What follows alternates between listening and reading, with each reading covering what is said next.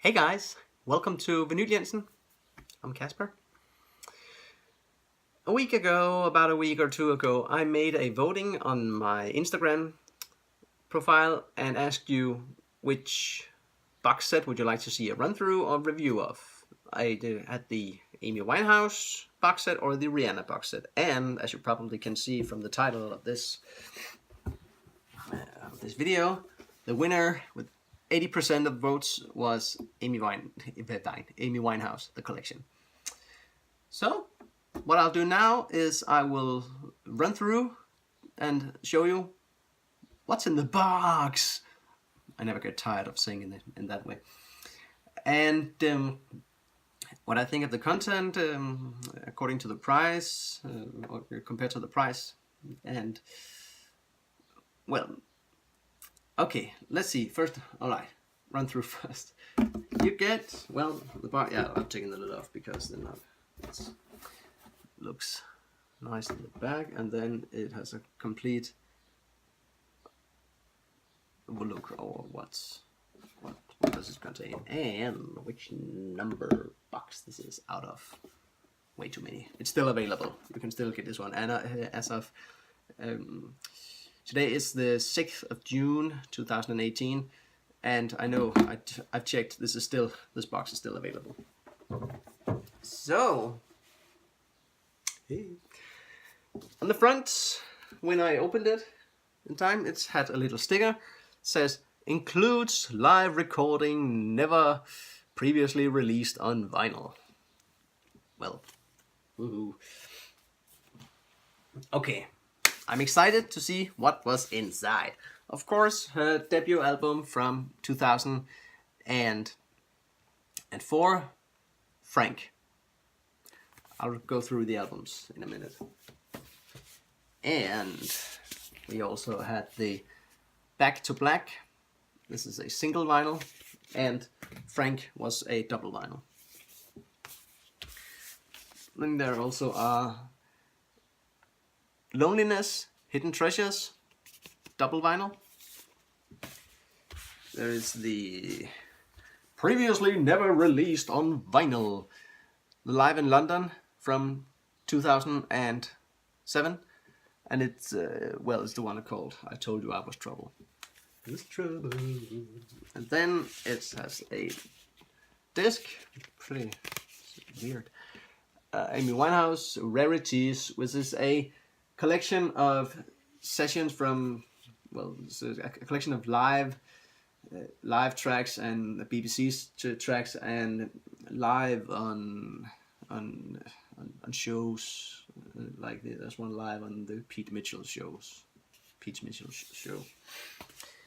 And then there are a piece of cardboard for framing, full frequency stereo. Says Amy Winehouse, and I was like, well, okay, whatever. And there's also a envelope containing, spoiler alert, 3 glossy photos of the beautiful Amy Winehouse. So this is my favorite picture of the 3. It's also pretty good. Well, yeah, that's it in the box. Okay, and I assume if you watch this video, you already know Amy, and you already know her music, and maybe also her records, her albums. So I won't go through it in details, but I will tell you what I have some problems with this box. There are cons and pros about this box. First of all, it seems like they have tried to mix in every Amy Winehouse record, every Amy Winehouse recordings, mix it all together and mix it into the box. Just everything there are because, well, to please the fans. But I must say, let's start with Frank. This is I really enjoy this record, this album, because it's a it's a much more happy album, if I may say so. And of course, everybody who knows her style, she has it's a very special style she had. It's a mix between jazz, R&B, jazz, R&B, soul, reggae, hip hop, pop. She has a very own expression, and she's often been her voice has often been compared to Dinah Washington and Lauryn Hill. I don't know what to say about that. Her voice is Amy Winehouse, and so this album is amazing. I have a little problem with it, but also a minor one, because in this release in the box, it doesn't contain the track "Helping Me," which is released on the single release. If you just wanted to buy this single record, the track is included on that release, but not on this one, and I think that's kind of weird. It's kind of odd. And I have actually, I don't know why it isn't included in this box set or in this release, but well, there's nothing we can do about it. You can see it's one of the tracks that should be down here, and then of course, as you know me, I do have a little issue with double vinyl. Well, it's exclusive and delicious, and some would say it sounds better because there can be more information in on the records, and it sounds better. But there are only 3 to 4 songs on each side, which means that every 10 to 12 minutes you have to flip the record. That's a matter of taste and a matter of preferences. I think it's a little annoying. Well, but for Amy, I'll do anything. And then, of course, her 2007 release, Back to Black. It's only one It's only one vinyl. You can see only one record. So that's pretty cool. Well, I have a very, very, very mixed feelings with this album, because on one side, it's so emotionally strong. It's so strong musically, and her vocal are like a wounded angel, and there are well known that when this album was released, she was in big trouble, with drugs and alcohol and abuse, and so I actually get a bit of bad taste in my mouth when listening to this album. It has the tracks, of course, Rehab, I Told You, I Was Trouble, Back to Black, and I Ain't No Good, I'm No Good, and Addicted also. And of course, emotionally, songs can be pretty strong and listening to, but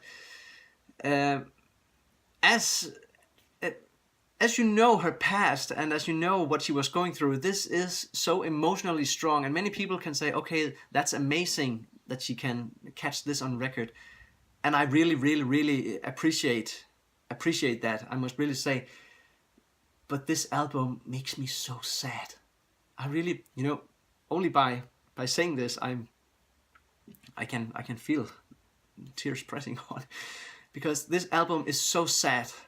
There's so much damaged girl, so much broken girl sound in this record, and well, I'm very aware that it is a masterpiece, because it really is, and I do enjoy it, but it's not very often it hits my turntable, because I really, really, really, I get so depressed listening to how she was sent to rehab, and I Am No Good, so low self-esteem, and just a crushed and smashed girl in pain singing this record, just singing on this album, and well, it's too emotionally strong for me, so it's difficult for me to enjoy.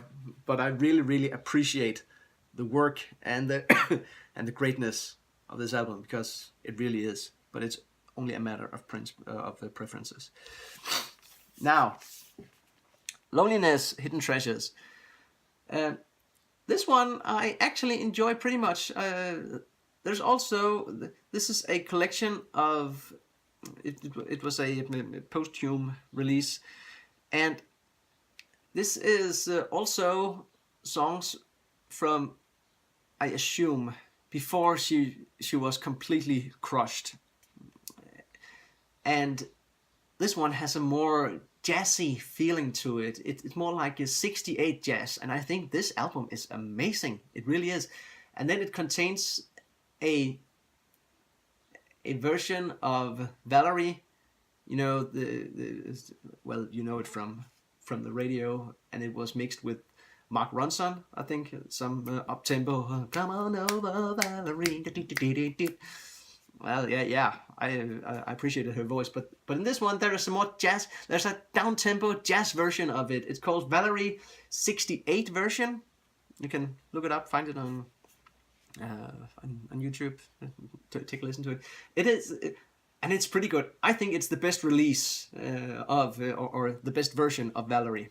I really do. And this is also, along with Frank, this is a fantastic album. I really, really love this one. And then get to my little problem. This is also a double vinyl, which means 10 to 12 minutes of playing playing time, and then I have to flip it. Well, just a minor box. And we have the Live in London. I told you I was trouble. And it looks pretty good. It's a recording from 2007, and well, what can I say? It's a performance with a big band, you know, trumpets, keyboards, jazz instruments. I noticed one thing when listening to this one is, it's live from Shepherd's Bush Empire, I can say. There are a lot of you can see the track list here. A lot of her known songs from all her repertoire. But this is also, I also get a mixed feeling when listening to this record, because in between the songs she is trying to reach the audience, but you can clearly hear, it's very, very obvious that Amy is not feeling well. She sounds a bit off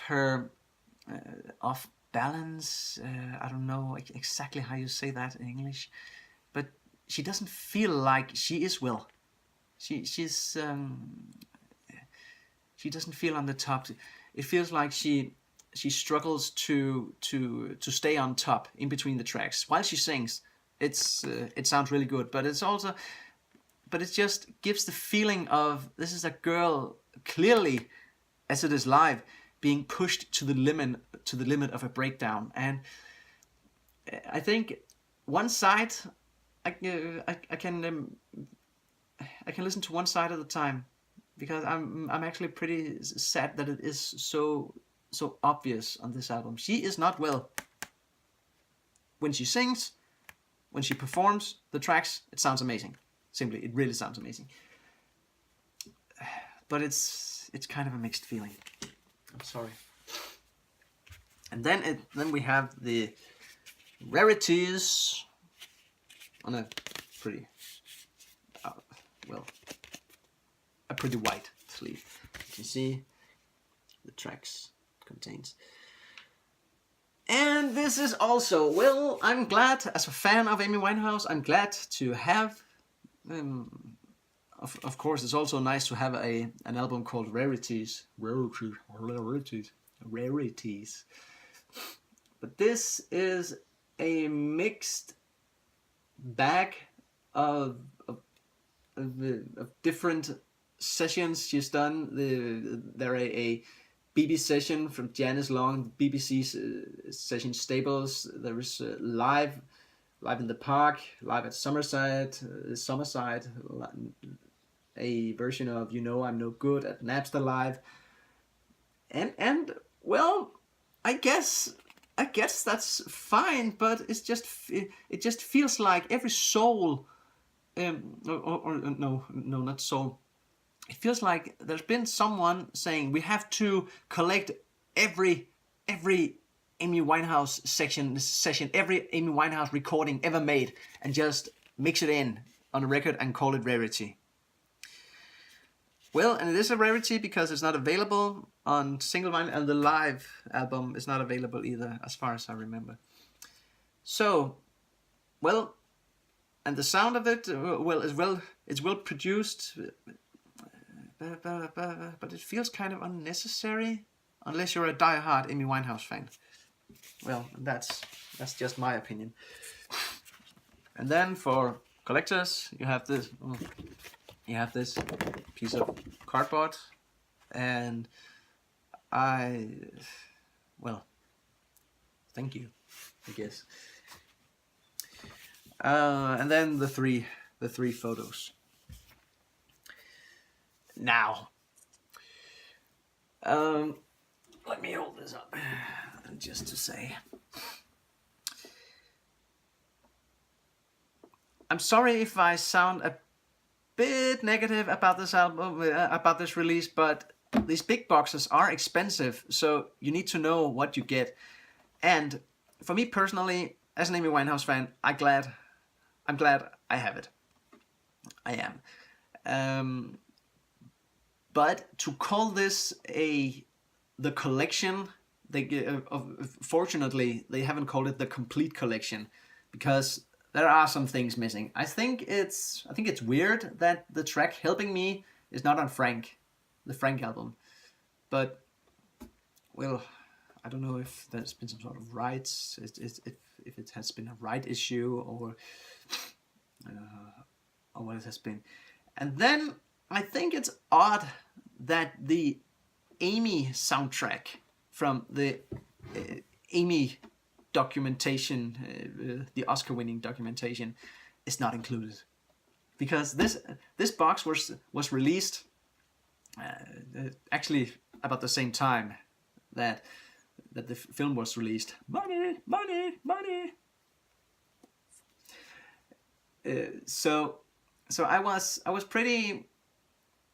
I just thought it was odd, because to have that release in this collection could be the missing. It feels like the missing link. It feels like this collection is missing something. So, down to the $1 million question: is this box worth buying? If you're a die-hard Amy Winehouse fan, yes, I think it is. If you are a newcomer to her, well, it's 2018, so, well, I don't know. Well, you can't be a newcomer to Amy Winehouse. But if you're just like, well, Amy, she's pretty good, and she had some good hits and some awesome songs, then I recommend that you go for some of the three albums, the three major albums. You know, Frank, if you're into her more, well, happy stuff, more positive stuff, or the Back to Black, if you like the really sad, depressive, very emotionally strong songs. And if you like the more jazzy side of her, the more not clean jazz, but this has a more jazzy feeling to it, then I will recommend Loneliness. I would definitely say that if I should change it, I still think I would have bought this box. But just be aware that if you're just a casual Amy Winehouse fan, you know, just like, well, Amy, she's pretty cool from the radio, then don't buy this box, because it's too expensive. go for one or two, maybe all three of those album releases. So, well, that's my judgment, my review run through of Amy Winehouse, the collection, vinyl collection. And if you want to, you can follow me on Instagram. I have the Jansen account, as it says right here. And if you like this review, please hit the subscribe button down below, and feel free to comment on this video. If you like to ask some questions, feel free to do so. And well, until next time, you've been watching Jansen. My name is Kasper. Until next time, take care of yourself and each other. See you out there.